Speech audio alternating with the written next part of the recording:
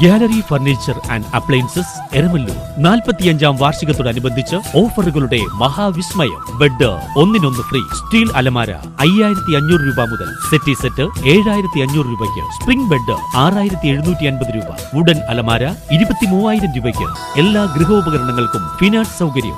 20,000 square ഫീറ്റിൽ ഗൃഹോപകരണങ്ങളുടെ Rajadhani gallery furniture and appliances, Sania തിയേറ്ററിന് എതിർവശം, എരമല്ലൂർ. അവർ sister concern grand furniture mart, Eramallur.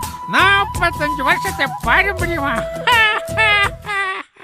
നഗരസഭ 6ാം ഡിവിഷൻ കമ്മിറ്റിയുടെ നേതൃത്വത്തിൽ councillor award KJ Maxi MLA വിതരണം ചെയ്തു. നഗരസഭ 6ാം ഡിവിഷൻ കൗൺസിലർ MHM അഷ്റഫിന്റെ നേതൃത്വത്തിൽ വിദ്യാഭ്യാസ അവാർഡുകൾ വിതരണം ചെയ്തു. കൗൺസിലേഴ്സ് അവാർഡ് എന്ന പേരിലാണ് വിദ്യാഭ്യാസ അവാർഡുകൾ വിതരണം ചെയ്തത്. ചടങ്ങിൽ കൗൺസിലർ MHM അഷ്റഫ് സ്വാഗതം ആശംസിച്ചു. മുൻ കൗൺസിലർ സുനിത അഷ്റഫ് അധ്യക്ഷത വഹിച്ചു. KJ മാക്സി MLA പരിപാടി ഉദ്ഘാടനം ചെയ്തു.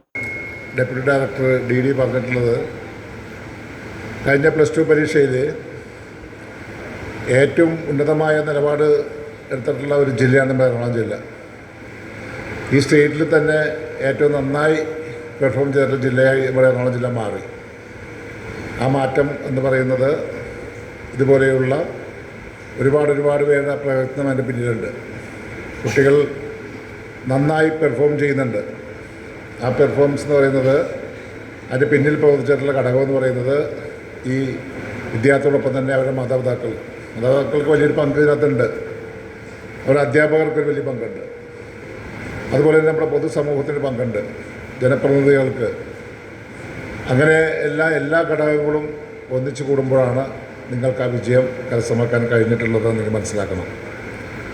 അത് നിങ്ങൾ പറയുമ്പോൾ പൊതുവിൽ നമ്മൾ ഓർക്കും, നമ്മൾ പഠിച്ചിട്ടല്ലേ, നമ്മുടെ മാതാപിതാക്കളല്ലേ, നമ്മുടെ അധ്യാപകരിൽ അല്ല, നിങ്ങളുടെ കൂടെ ഈ സമൂഹമുണ്ട്. അതുകൊണ്ടല്ലേ നിങ്ങളെ ഇങ്ങനെയൊക്കെ വിളിച്ചിരുത്തി ഈ പൊതുസമൂഹത്തിന് മുമ്പിൽ ആദരിക്കുന്നത്.